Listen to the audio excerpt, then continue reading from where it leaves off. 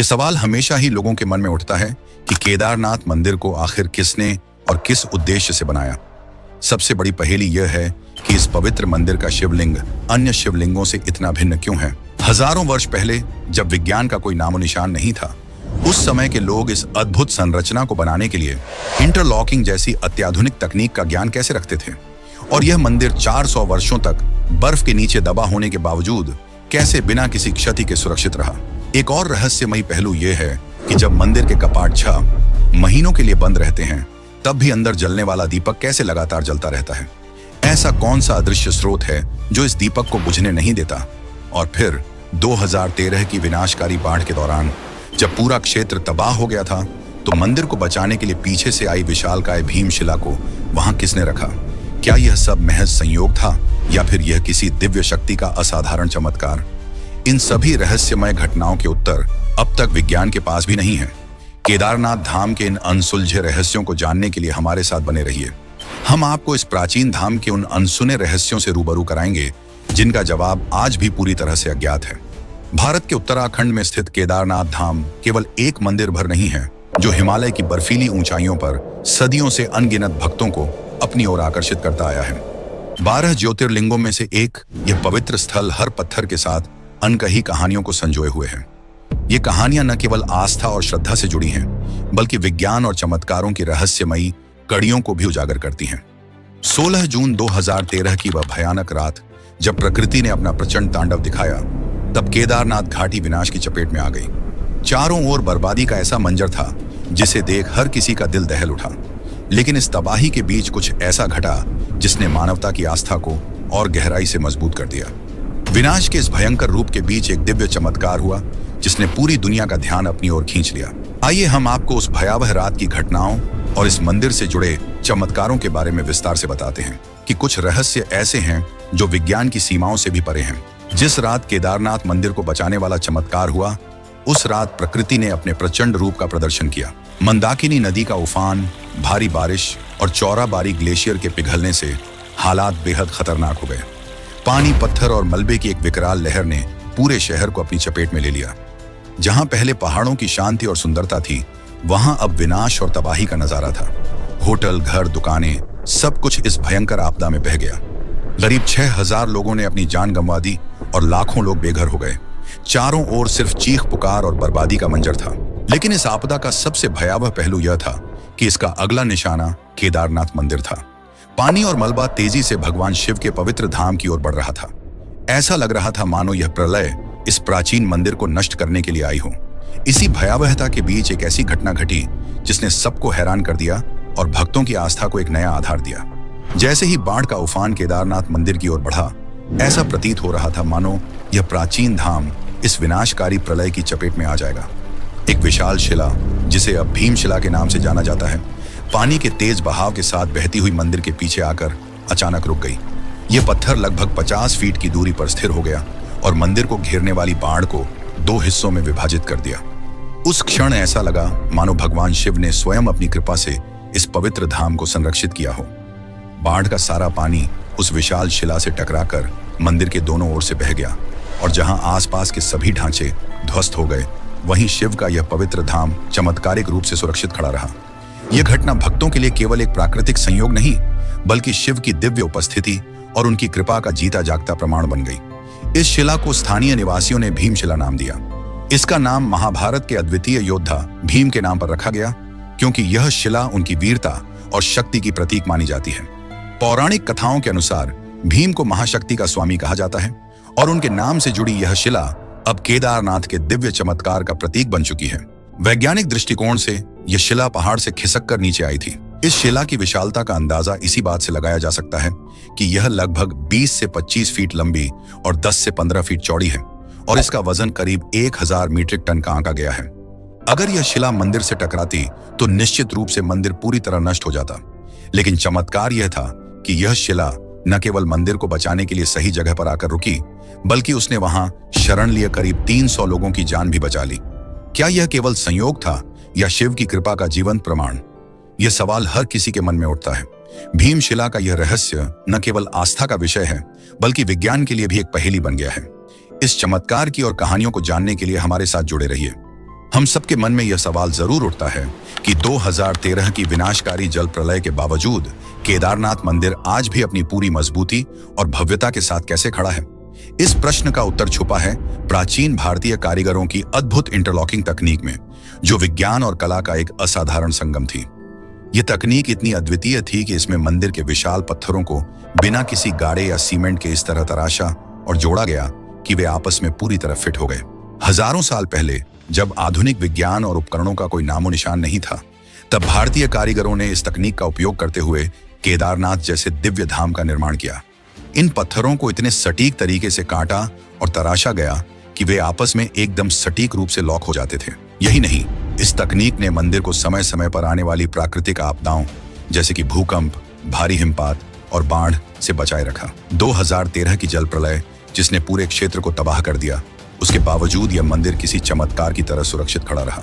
सबसे हैरान करने वाली बात यह है कि इस मंदिर की दीवारें आज भी वैसी ही खड़ी हैं जैसी सदियों पहले थीं। यह इंटरलॉकिंग तकनीक ने पत्थरों को इतनी मजबूती और स्थिरता दी कि उन्हें कोई भी आपदा हिला नहीं सकी। वैज्ञानिक भी इस प्राचीन तकनीक को समझने और इसकी बारीकियों को जानने में असमर्थ हैं। यह न केवल भारतीय वास्तुकला और कारीगरी की श्रेष्ठता को दर्शाता है, बल्कि यह भी प्रमाणित करता है कि प्राचीन भारत में विज्ञान और कला का स्तर कितना उन्नत था। यही तकनीक केदारनाथ मंदिर को एक अमर धरोहर बनाती है, जो शिव भक्तों की आस्था का केंद्र और वास्तु कौशल का चमत्कारिक उदाहरण है। भारतीय वास्तुकला का यह चमत्कार वास्तव में हर किसी को सोचने पर मजबूर कर देता है कि आखिर किसने इतनी उन्नत और मजबूत तकनीक से केदारनाथ मंदिर का निर्माण किया। पौराणिक मान्यताओं के अनुसार यह अद्भुत मंदिर पांडवों ने भगवान शिव को प्रसन्न करने के लिए बनवाया था। माना जाता है कि महाभारत के युद्ध के बाद अपने पापों का प्रायश्चित करने के लिए पांडवों ने शिव की आराधना की थी। शिव की तपस्या के लिए इस पवित्र धाम का निर्माण किया गया। दूसरी ओर ऐतिहासिक और पुरातात्विक मान्यताओं के अनुसार इस मंदिर का पुनर्निर्माण आदि शंकराचार्य ने 8वीं शताब्दी में करवाया, जो हिंदू धर्म के महान संत और विचारक थे। मंदिर को इतने सटीक ढंग से डिजाइन किया गया है कि यह प्राकृतिक आपदाओं को झेलने में सक्षम है, चाहे वह भूकंप हो, भारी हिमपात हो या विनाशकारी बाढ़। अगर आपके मन में भी यह इच्छा है कि भोलेनाथ के चरणों में शीश झुकाकर उनका आशीर्वाद प्राप्त करें, तो इसे अपने हृदय की गहरी भावना से प्रकट करें। कमेंट में हर हर महादेव लिखकर अपनी आस्था व्यक्त करें। विश्वास रखें, बाबा भोलेनाथ आपकी हर मनोकामना अवश्य पूरी करेंगे। तो चलिए केदारनाथ धाम के इतिहास और रहस्यों की इस यात्रा को जारी रखते हैं और जानने की कोशिश करते हैं कि इस मंदिर से जुड़े और कौन कौन से गूढ़ रहस्य हमारी आस्था और वास्तु कौशल का प्रमाण है। इस अद्भुत धाम के निर्माण को लेकर 3 प्रमुख कथाएं प्रचलित हैं, जिनमें सबसे प्रसिद्ध कथा महाभारत से जुड़ी हुई है। आइए जानते हैं इस कथा के माध्यम से मंदिर के निर्माण की कहानी। पौराणिक ग्रंथों के अनुसार महाभारत का युद्ध समाप्त होने के बाद पांडवों ने कौरवों पर विजय प्राप्त की। युधिष्ठिर को हस्तिनापुर का राजा घोषित किया गया और उन्होंने लगभग 4 दशकों तक न्यायपूर्ण तरीके से राज्य का संचालन किया। लेकिन युद्ध में हुई हानि और निर्दोष लोगों की मृत्यु का पाप उनके मन को निरंतर कछोड़ता रहा। अपने पापों से मुक्ति पाने और भगवान शिव का आशीर्वाद प्राप्त करने के लिए पांडवों ने शिव की खोज में हिमालय की ओर रुख किया। भगवान शिव उनसे नाराज थे और पांडवों से दूर रहने के लिए कई बार अपना रूप बदलकर छिप गए। कहा जाता है कि अंततः केदारनाथ के इस पवित्र स्थान पर पांडवों को शिव के दर्शन हुए और उनकी आराधना के फलस्वरूप इस स्थान को मंदिर रूप में स्थापित किया गया। यह स्थल शिव की भक्ति और तपस्या का प्रतीक बन गया और पांडवों की कथा ने इसे और भी पवित्र और महत्वपूर्ण बना दिया। एक दिन पांडव भगवान श्री कृष्ण के साथ बैठे हुए महाभारत के भयंकर युद्ध और उसकी घटनाओं की समीक्षा कर रहे थे। युद्ध की भयानक स्मृतियां उनके मन में गहरी छाप छोड़ चुकी थीं। चर्चा के दौरान पांडवों ने अपनी चिंता प्रकट करते हुए श्री कृष्ण से कहा, हे नारायण, हमने अपने बंधु बांधवों और गुरुजनों का वध किया है और यह कलंक हमारे सिर पर सदा रहेगा। हमें यह बताइए कि इस पाप से मुक्ति का क्या उपाय है। श्री कृष्ण ने गंभीरता से उत्तर दिया, भले ही तुमने धर्म के पक्ष में युद्ध लड़ा हो और विजय प्राप्त की हो, लेकिन अपने बंधु बांधवों और गुरुजनों का वध करने का पाप तुम्हारे सिर पर है। यह पाप तुम्हारे लिए तब तक बोझ बना रहेगा जब तक तुम इससे मुक्ति नहीं पा लेते। इस पाप से तुम्हें केवल महादेव ही मुक्त कर सकते हैं। अब समय आ गया है कि तुम भगवान शिव की शरण में जाओ। श्री कृष्ण के इन वचनों ने पांडवों को मार्गदर्शन दिया, लेकिन उनका मन अब भी भारी था। कुछ समय बाद द्वारका से यह दुखद समाचार आया कि भगवान श्री कृष्ण ने अपना देह त्याग दिया है। इस खबर ने पांडवों को गहरे शोक और असमंजस में डाल दिया।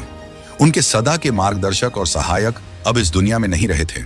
इस कठिन समय में पांडवों ने यह निर्णय लिया कि राज्य का उत्तरदायित्व परीक्षित को सौंप देंगे। उन्होंने हस्तिनापुर के सिंहासन का भार परीक्षित पर डालकर सांसारिक जीवन से मोह त्याग दिया। द्रौपदी सहित सभी पांडव अपने पापों से मुक्ति और आत्मिक शांति की खोज में भगवान शिव की आराधना के लिए हिमालय की ओर निकल पड़े। यह यात्रा सिर्फ पाप मुक्ति की नहीं, बल्कि आत्मा की गहराइयों में झांकने और भगवान शिव के अनंत रूप को समझने की थी। यह कदम पांडवों के लिए एक नई आध्यात्मिक शुरुआत का प्रतीक बन गया। आगे की इस यात्रा में उन्होंने वह पवित्र धाम पाया जो आज केदारनाथ के नाम से जाना जाता है। पांडवों ने अपने पापों से मुक्ति पाने और भगवान शिव का आशीर्वाद प्राप्त करने के लिए अपनी यात्रा शुरू की। सबसे पहले वे काशी पहुंचे, जो शिवजी का पवित्र धाम माना जाता है, लेकिन शिवजी ने वहां दर्शन नहीं दिए। इसके बाद पांडव कई अन्य पवित्र स्थलों पर गए, लेकिन हर बार शिवजी उनसे बचने के लिए वहां से प्रस्थान कर जाते। इस खोज में पांडव अंततः हिमालय की ऊंचाइयों तक पहुंच गए। शिवजी, जो पांडवों की भक्ति और उनकी खोज से परिचित थे, ने पांडवों को आते देख नंदी का रूप धारण कर लिया और पशुओं के झुंड में शामिल हो गए। भगवान शिव को पाने के लिए भीम ने एक चालाक योजना बनाई। उन्होंने विशाल रूप धारण कर अपने पैर केदार पर्वत के दोनों ओर फैला दिए, ताकि कोई भी पशु उनके पैरों के बीच से निकल न सके। लेकिन नंदी के रूप में भगवान शिव ने इस योजना को भांप लिया और उन्होंने भीम के पैरों के नीचे से गुजरने की बजाय अपना रास्ता बदल लिया। यह देखकर भीम को नंदी पर संदेह हुआ और उन्होंने तुरंत पहचान लिया कि यही भगवान शिव हैं। उन्होंने नंदी रूपी शिवजी को पकड़ने का प्रयास किया, लेकिन शिवजी ने धरती में समाना शुरू कर दिया। भीम ने तुरंत शिवजी का पीछा किया और उनके पिछले हिस्से को पकड़ लिया। इस पर भगवान शिव ने पांडवों की भक्ति और उनके प्रयासों से प्रसन्न होकर उन्हें साक्षात दर्शन दिए। उन्होंने पांडवों को उनके सभी पापों से मुक्त कर दिया और आशीर्वाद दिया। तभी से भगवान शिव यहाँ नंदी की पीठ के रूप में पूजे जाते हैं, और यही कारण है कि केदारनाथ का शिवलिंग अन्य शिवलिंगों से अलग है। यह शिवलिंग नंदी के पीठ के आकार का है, जो भगवान शिव की अनोखी उपस्थिति और पांडवों की भक्ति का प्रतीक है। पौराणिक कथाओं के अनुसार जब भगवान शिव ने पांडवों को दर्शन दिए तो उनके शरीर के विभिन्न अंग पृथ्वी के अलग अलग स्थानों पर प्रकट हुए। इन्हीं अंगों से पंच केदार की उत्पत्ति हुई, जो भगवान शिव की भक्ति के 5 प्रमुख स्थलों के रूप में पूजित हैं। मुख, भगवान शिव का मुख नेपाल के पशुपतिनाथ मंदिर में प्रकट हुआ, जो शिव की भव्यता और दिव्यता का प्रतीक है। भुजाएं, उनकी भुजाएं तुंगनाथ में प्रकट हुईं, जो शिव की शक्ति और पराक्रम का प्रतीक है। मुख एक और रूप, रुद्रनाथ में भगवान शिव का मुख प्रकट हुआ, जो उनकी गंभीरता और शांत स्वरूप को दर्शाता है। नाभि, उनकी नाभि मद महेश्वर में प्रकट हुई, जो शिव की ऊर्जा और सृजनात्मकता का प्रतीक है। जटाएं, उनकी जटाएं कल्पेश्वर में प्रकट हुई, जो शिव के तप और ज्ञान का प्रतीक हैं। इन 5 स्थलों को मिलाकर पंच केदार कहा जाता है। इन सभी में केदारनाथ को सबसे प्रमुख और पवित्र माना जाता है, क्योंकि यह वह स्थान है जहां भगवान शिव के पीठ स्वरूप की पूजा होती है। यह पीठ रूप उस समय का प्रतीक है जब शिव जी ने नंदी का रूप धारण किया और पांडवों ने उनके पिछले हिस्से को पकड़कर उन्हें पहचान लिया। केदारनाथ धाम न केवल पंच केदार में सबसे महत्वपूर्ण है, बल्कि यह भक्तों के लिए आत्मा की शुद्धि और पापों से मुक्ति का द्वार भी है। यह स्थल भगवान शिव के अद्वितीय स्वरूप और उनकी कृपा का जीवंत प्रमाण है, जो सदियों से भक्तों को अपनी ओर आकर्षित करता रहा है। केदारनाथ मंदिर के निर्माण का दूसरा सबसे प्राचीन और महत्वपूर्ण पौराणिक संदर्भ भगवान विष्णु के अवतार नर नारायण राशि की तपस्या से जुड़ा हुआ है। इस कथा का उल्लेख शिव पुराण की कोटि रुद्र संहिता में मिलता है, जिसमें बताया गया है कि बद्री वन, जो वर्तमान में बद्रीनाथ धाम के नाम से जाना जाता है, में नर और नारायण आर्ष भगवान शिव की आराधना करते थे। कहा जाता है कि नर नारायण ने घोर तपस्या करते हुए मिट्टी का शिवलिंग बनाकर भगवान शिव की उपासना की। उनकी तपस्या इतनी गहन और निर्मल थी कि इससे प्रसन्न होकर भगवान शिव स्वयं उनके समक्ष प्रकट हुए। भगवान शिव ने नर नारायण से कहा, तुम्हारी तपस्या ने मुझे अत्यंत प्रसन्न किया है। तुम जो भी वरदान चाहो मांग सकते हो। नर नारायण ने भगवान शिव से प्रार्थना की, हे महादेव, कृपा करके इस पवित्र स्थान पर सदैव ज्योतिर्लिंग के रूप में निवास करें, ताकि जो भी भक्त यहाँ आए वह आपको साक्षात देख सके और आपकी कृपा प्राप्त कर सके। भगवान शिव ने उनकी यह प्रार्थना स्वीकार की और वचन दिया कि वे इस स्थान पर ज्योतिर्लिंग के रूप में सदैव विद्यमान रहेंगे।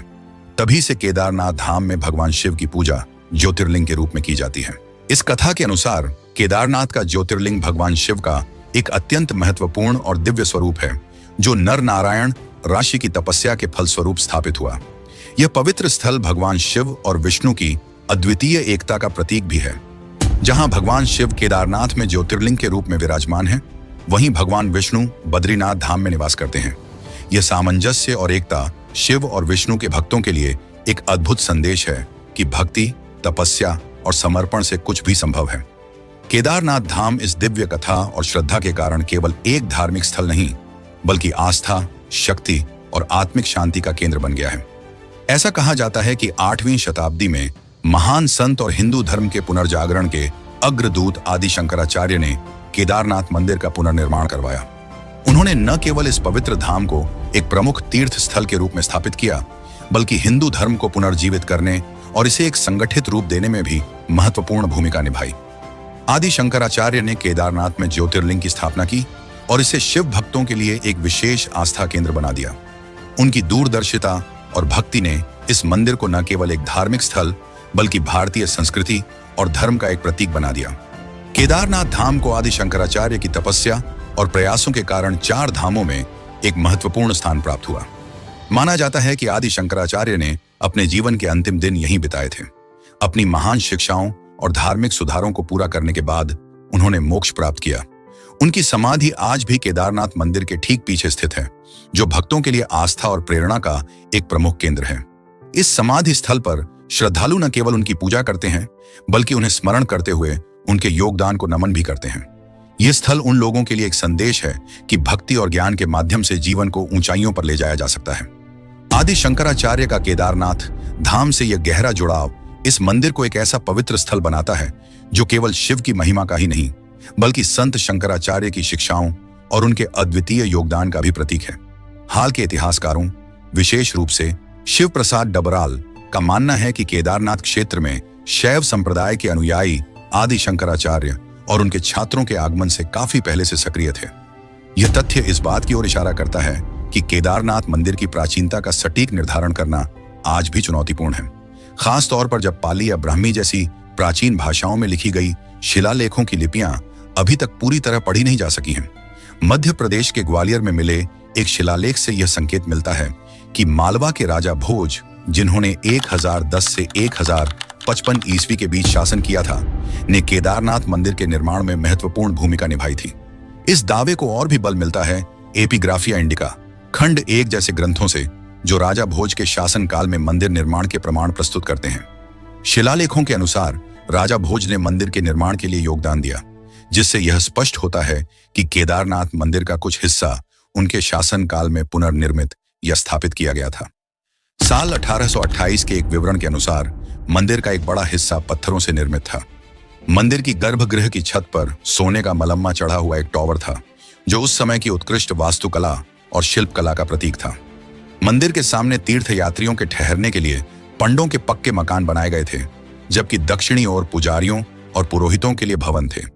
इन विवरणों से यह भी स्पष्ट होता है कि मंदिर का वर्तमान ढांचा अपेक्षाकृत नया है और पहले का मूल भवन संभवतः प्राकृतिक आपदाओं या अन्य कारणों से नष्ट हो गया था। इस ऐतिहासिक और वास्तुशिल्पीय यात्रा में केदारनाथ मंदिर के बारे में कई दृष्टिकोण सामने आते हैं। यह न केवल आध्यात्मिकता और भक्ति का केंद्र है, बल्कि समय समय पर विभिन्न शासकों और संतों द्वारा संरक्षित और पुनर्निर्मित एक जीवंत धरोहर भी है। केदारनाथ मंदिर का इतिहास जितना प्राचीन और रहस्यमय है, उतना ही अद्भुत इसके निर्माण से जुड़ा कालखंड और घटनाएं हैं। यदि इसके समय की बात करें तो पौराणिक मान्यताओं और ऐतिहासिक प्रमाणों के अनुसार केदारनाथ मंदिर हजारों साल पुराना हो सकता है। कुछ पौराणिक ग्रंथ इसे पांडवों से जोड़ते हैं, जबकि अन्य इतिहासकार इसे 8वीं शताब्दी में आदि शंकराचार्य द्वारा पुनर्निर्मित बताते हैं। इसके अलावा ग्वालियर में मिले शिलालेख इसे राजा भोज के शासनकाल से भी जोड़ते हैं। आपको क्या लगता है, यह मंदिर वास्तव में कितना पुराना हो सकता है और इसका निर्माण किसने करवाया होगा?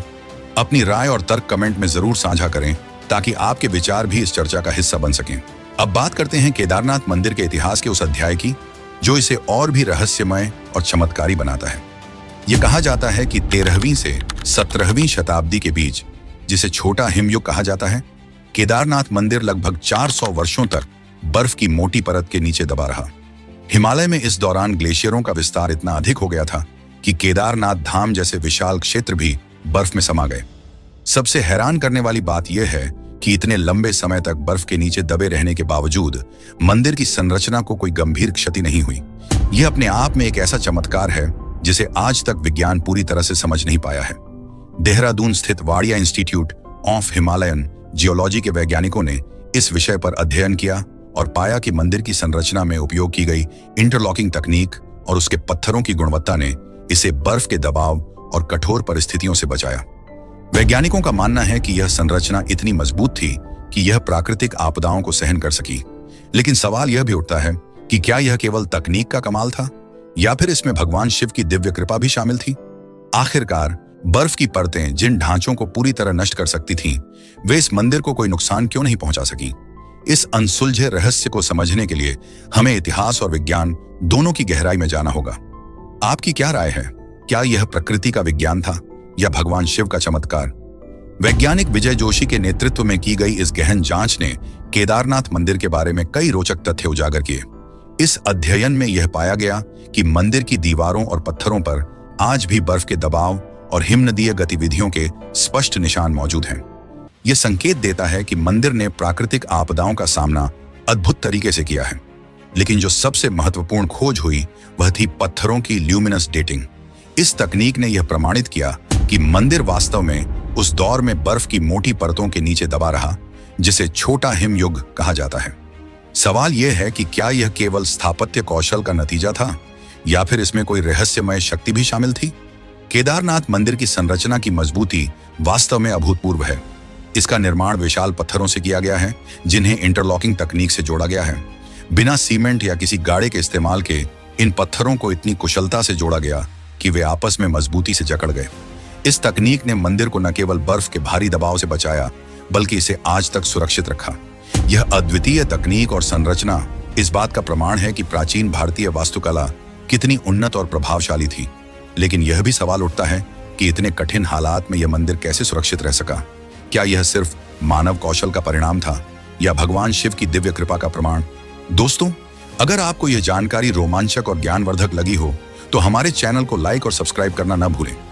आपका एक लाइक और सब्सक्रिप्शन हमें और भी बेहतर और अनोखा कंटेंट लाने के लिए प्रेरित करता है। अब हम आपको एक ऐसे रहस्य से रूबरू कराते हैं जिसने न केवल श्रद्धालुओं बल्कि आधुनिक वैज्ञानिकों को भी हैरान कर दिया है। यह रहस्य है केदारनाथ और रामेश्वरम के बीच की गहरी जियोमेट्रिक अलाइनमेंट। ये तथ्य वाकई चौंकाने वाला है कि ये दोनों पवित्र ज्योतिर्लिंग मंदिर, जो उत्तर और दक्षिण भारत के दो छोरों पर स्थित हैं, एक सीधी रेखा में कैसे हो सकते हैं। सोचने वाली बात यह है कि जब हजारों साल पहले उपग्रह, जीपीएस या किसी आधुनिक तकनीक का कोई अस्तित्व नहीं था, तब हमारे प्राचीन वास्तुकारों ने इतनी सटीकता के साथ इन मंदिरों को कैसे स्थापित किया। यह अद्भुत ज्ञान न केवल भारतीय वास्तुकला और भूगोल की गहराई को दर्शाता है, बल्कि यह भी प्रमाणित करता है कि हमारे पूर्वजों के पास असाधारण वैज्ञानिक दृष्टि थी। केदारनाथ और रामेश्वरम का सीधा संबंध उत्तर भारत के हिमालय में स्थित केदारनाथ और दक्षिण भारत के तट पर स्थित रामेश्वरम ज्योतिर्लिंग एक ही 79 डिग्री देशांतर रेखा पर स्थित हैं। इन दोनों पवित्र स्थलों के बीच 2383 किलोमीटर की दूरी है। इन दो मंदिरों के बीच 5 अन्य शिव मंदिर भी इसी रेखा पर मौजूद हैं। ये मंदिर सृष्टि के 5 तत्वों जल, वायु, अग्नि, आकाश और धरती का प्रतिनिधित्व करते हैं। इन 5 तत्वों को भारतीय दर्शन में ब्रह्मांड के संतुलन का आधार माना गया है। इन 7 मंदिरों का एक सीध में होना महज एक संयोग नहीं हो सकता। वैज्ञानिक दृष्टि से यह एक अद्वितीय ज्योमेट्रिक अलाइनमेंट का हिस्सा है, जिसे 1500 से 2000 साल पहले स्थापित किया गया था। यह जानकर हैरानी होती है कि इन मंदिरों का निर्माण तब हुआ जब तकनीकी साधन उपलब्ध नहीं थे। इसके बावजूद हमारे पूर्वजों ने इतनी सटीकता के साथ इन मंदिरों की स्थिति और दिशा का निर्धारण किया। यह अलाइनमेंट न केवल धार्मिक महत्व रखता है, बल्कि ब्रह्मांडीय संतुलन और ऊर्जा के प्रवाह को भी दर्शाता है। यह तथ्य यह भी बताता है कि हमारे प्राचीन वास्तुकारों और आर्शियों के पास अद्वितीय ज्ञान और समझ थी, जो आज के समय में भी अकल्पनीय है। क्या यह मात्र संयोग है या फिर यह हमारे पूर्वजों की विज्ञान और अध्यात्म का विलक्षण संगम दिखाने की एक योजना थी? यह रहस्य आज भी आधुनिक विज्ञान और इतिहासकारों के लिए चुनौती बना हुआ है। आपकी इस पर क्या राय है? कमेंट में बताएं और अपनी राय साझा करें। अब बात करते हैं इस अद्भुत 79 डिग्री देशांतर रेखा की, जिस पर केदारनाथ और रामेश्वरम के अलावा 5 अन्य महत्वपूर्ण मंदिर भी स्थित हैं। ये मंदिर हैं कालेश्वर मंदिर, श्री कालाहस्ती मंदिर, एकम्बरेश्वर मंदिर, अरुणाचलेश्वर मंदिर, चिदम्बरम मंदिर। यह तथ्य हैरान करने वाला है कि इतने प्राचीन काल में, जब न तो उपग्रह तकनीक थी और न ही आधुनिक उपकरण, तब इन मंदिरों को इतनी सटीकता से एक सीध में कैसे बनाया गया। उज्जैन के महर्षि पाणिनि संस्कृत विश्वविद्यालय के प्रोफेसर उपेंद्र भार्गव का कहना है कि यह तथ्य सही है कि ये सभी मंदिर 79 डिग्री देशांतर रेखा पर स्थित हैं। हालांकि इनकी स्थापना अलग अलग समय में हुई है, जिससे यह कहना कठिन हो जाता है कि ये सभी मंदिर किसी विशेष ज्योमेट्रिकल अलाइनमेंट के तहत ही बनाए गए थे। लेकिन एक बात निश्चित है, इन मंदिरों के निर्माण में अक्षांश और देशांतर का पूरा ध्यान रखा गया था। प्राचीन भारतीय वास्तुकला और वास्तु सिद्धांतों का सटीक पालन करके इन्हें स्थापित किया गया। यह अपने आप में एक रहस्य है जो हमारे पूर्वजों के गहरे ज्ञान और वैज्ञानिक दृष्टि का प्रमाण देता है। यह सवाल हमें बार बार सोचने पर मजबूर करता है कि इतने बड़े भूभाग में हजारों किलोमीटर की दूरी पर स्थित ये मंदिर एक ही रेखा में कैसे हो सकते हैं? क्या यह मात्र संयोग है या फिर यह प्राचीन भारतीय ज्ञान का अद्भुत उदाहरण है? प्राचीन भारतीय तकनीकी ज्ञान यह जानकर और भी आश्चर्य होता है कि विमान का कॉन्सेप्ट, जिसे आज आधुनिक टेक्नोलॉजी का हिस्सा माना जाता है, प्राचीन भारतीय ग्रंथों में पहले से ही वर्णित है। उदाहरण के लिए विमान शास्त्र जैसे ग्रंथ में उड़ान और विमान निर्माण की तकनीक का उल्लेख मिलता है। यह इस बात का प्रमाण है कि प्राचीन भारत में विज्ञान और तकनीक का स्तर कितना उन्नत था। आपकी राय और जानकारी, क्या आपको भी प्राचीन भारतीय टेक्नोलॉजी के ऐसे रहस्यमय पहलुओं के बारे में जानकारी है? यदि हाँ, तो कमेंट में जरूर साझा करें। इससे न केवल दूसरों को हमारी प्राचीन धरोहर के बारे में जानने का मौका मिलेगा, बल्कि यह भी स्पष्ट होगा कि भारतीय सभ्यता कितनी समृद्ध और विज्ञान आधारित थी। अब बात करते हैं केदारनाथ मंदिर के उस अद्भुत और रहस्यमय पहलू की, जिसने न केवल भक्तों को बल्कि वैज्ञानिकों को भी आश्चर्य में डाल रखा है। हर साल जब सर्दियों के दौरान केदारनाथ मंदिर के कपाट बंद होते हैं, तो मंदिर के अंदर जलने वाला दीपक पूरे 6 महीने तक लगातार जलता रहता है। यह घटना सभी के लिए एक गहरी पहेली बनी हुई है। दीपक का रहस्य यह समझना बेहद कठिन है कि जब मंदिर में कोई भी व्यक्ति मौजूद नहीं होता, तो वह दीपक कैसे निरंतर जलता रहता है? दीपक के लिए आवश्यक तेल और घी जैसे ईंधन 6 महीने तक कैसे टिकते हैं? क्या यह किसी विशेष तकनीक का परिणाम है या फिर यह शिव की कृपा का दिव्य चमत्कार है? शिवलिंग की पूजा का सवाल जब मंदिर के कपाट बंद होते हैं, तो स्वाभाविक रूप से यह सवाल उठता है कि इस दौरान शिवलिंग की पूजा कौन करता है? स्थानीय मान्यताओं और परंपराओं के अनुसार ऐसा माना जाता है कि जब कपाट बंद होते हैं, तो भगवान शिव के गण और दिव्य शक्तियां स्वयं इस पूजा को संपन्न करते हैं। वैज्ञानिकों ने इस घटना को समझने के लिए कई बार अध्ययन किया है, लेकिन अब तक इसका कोई ठोस प्रमाण नहीं मिल पाया है। यह घटना आज भी विज्ञान की समझ से परे है। कुछ वैज्ञानिक मानते हैं कि यह किसी विशेष प्रकार के दीपक डिजाइन या ईंधन का उपयोग हो सकता है, लेकिन इसके प्रमाण देने में वे असफल रहे हैं। धार्मिक और आध्यात्मिक दृष्टिकोण भक्तों का मानना है कि यह शिव की अलौकिक कृपा का परिणाम है। शिव के प्रति भक्ति और आस्था रखने वाले लोगों के लिए यह दीपक और शिवलिंग की पूजा एक दिव्य संकेत है कि भगवान शिव स्वयं अपने भक्तों के लिए वहां विराजमान रहते हैं। यह दीपक आस्था और विज्ञान के बीच का पुल है। जहां विज्ञान असफल हो जाता है, वहीं भक्त इसे शिव की कृपा मानते हैं। यह घटना भारतीय आध्यात्मिकता और परंपराओं की गहराई और रहस्यमय प्रकृति को उजागर करती है। यह प्रमाण है कि कुछ घटनाएं ऐसी होती हैं जिन्हें सिर्फ अनुभव किया जा सकता है, लेकिन पूरी तरह से समझा नहीं जा सकता। क्या यह शिव का चमत्कार है या प्राचीन भारतीय परंपराओं का कोई अनजाना रहस्य? हर साल भाई दूज के बाद जब हिमालय बर्फ की सफेद चादर ओढ़ लेता है और ऊंचाई की कठिनाई इंसानी पहुंच को असंभव बना देती है, तब केदारनाथ मंदिर के कपाट बंद कर दिए जाते हैं। लगभग 6 महीनों तक यह पवित्र धाम बंद रहता है। लेकिन इस अवधि के दौरान मंदिर के भीतर जो घटनाएं घटती हैं, वे न केवल रहस्यमय हैं, बल्कि भक्तों की आस्था को और गहरा कर देती हैं। पौराणिक मान्यताओं के अनुसार जब सर्दियों में केदारनाथ के कपाट बंद होते हैं, तो यह मंदिर खाली नहीं रहता। ऐसा कहा जाता है कि इस दौरान देवता और गंधर्व भगवान शिव की पूजा के लिए यहाँ आते हैं। यह विश्वास है कि जब मानव उपस्थिति समाप्त हो जाती है, तब यह स्थान भगवान शिव की दिव्य उपस्थिति और देवताओं की पूजा का केंद्र बन जाता है। दीपक का रहस्य मंदिर के कपाट बंद करते समय मंदिर के भीतर एक दीपक जलाया जाता है, जो बिना किसी देख रेख के पूरे 6 महीने तक निरंतर जलता रहता है। और जब कपाट फिर से खोले जाते हैं, तो यह दीपक जलता हुआ पाया जाता है। यह मानो शिव की अक्षुण्ण दिव्यता का प्रमाण हो, जो यह दर्शाता है कि भगवान शिव की कृपा और उपस्थिति यहाँ सदा बनी रहती है। कि कपाट खुलने पर मंदिर की सफाई और व्यवस्था पूर्ण रूप से व्यवस्थित मिलती है। ऐसा लगता है जैसे इन 6 महीनों के दौरान नियमित रूप से पूजा अर्चना होती रही हो। यह रहस्य भक्तों के मन में यह विश्वास गहराता है कि जब इंसान यहाँ से दूर होते हैं, तो भगवान शिव और उनके गण स्वयं इस धाम की देखरेख करते हैं। वैज्ञानिकों ने इस घटना की तह तक जाने की कोशिश की है, लेकिन अभी तक इसका कोई ठोस और प्रमाणित उत्तर नहीं मिल पाया है। दीपक का 6 महीने तक जलते रहना एक ऐसा तथ्य है जिसे आधुनिक विज्ञान पूरी तरह से समझने में असमर्थ है। यह सवाल खड़ा होता है कि इतने लंबे समय तक बिना किसी ईंधन की आपूर्ति के एक दीपक कैसे जल सकता है। इसी तरह मंदिर की स्वच्छता और पूजा व्यवस्था का रहस्य भी विज्ञान के लिए एक चुनौती है।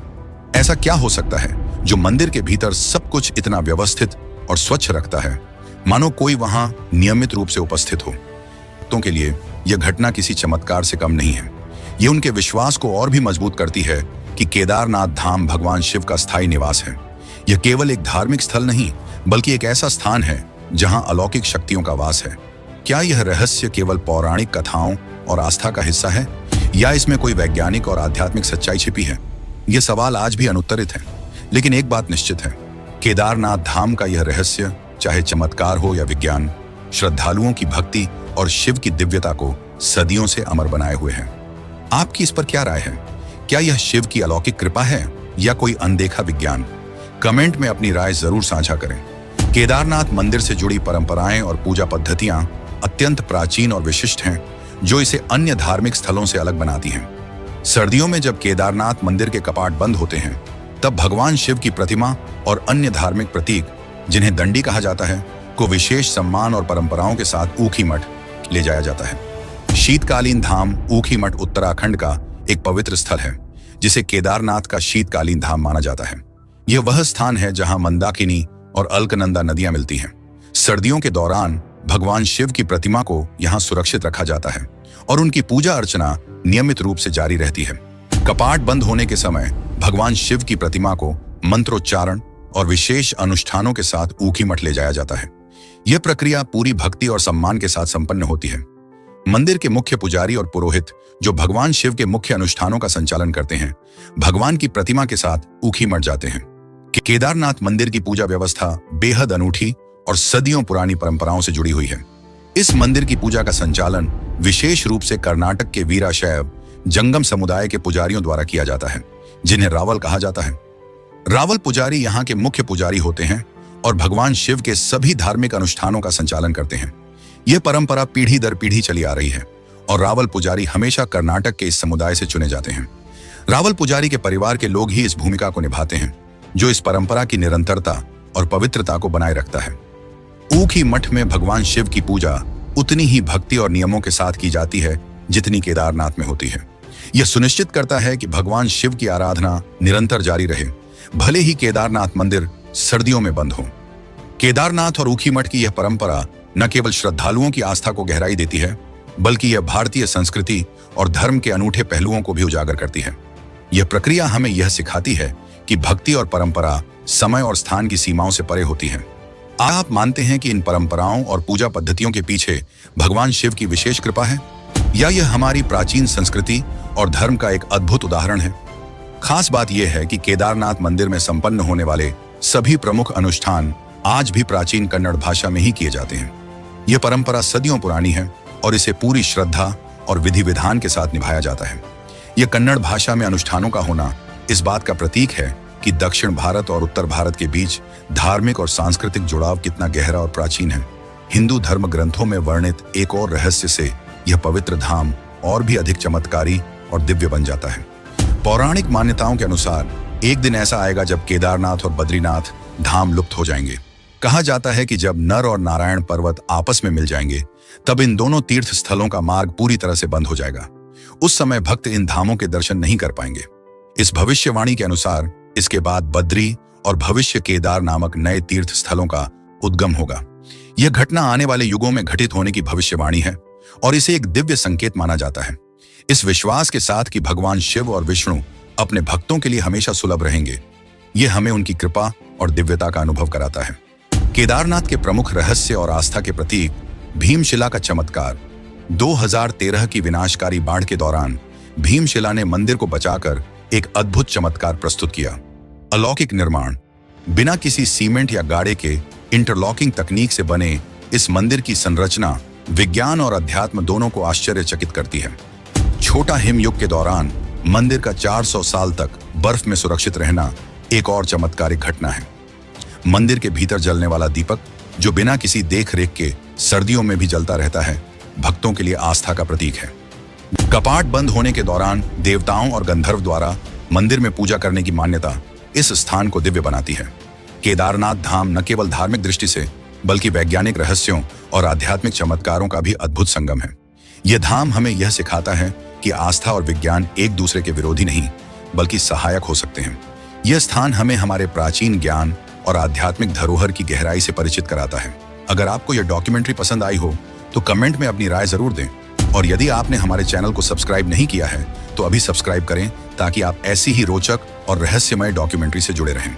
मिलते हैं अगली डॉक्यूमेंट्री में, तब तक के लिए धन्यवाद। जय हिंद, जय भारत, हर हर महादेव।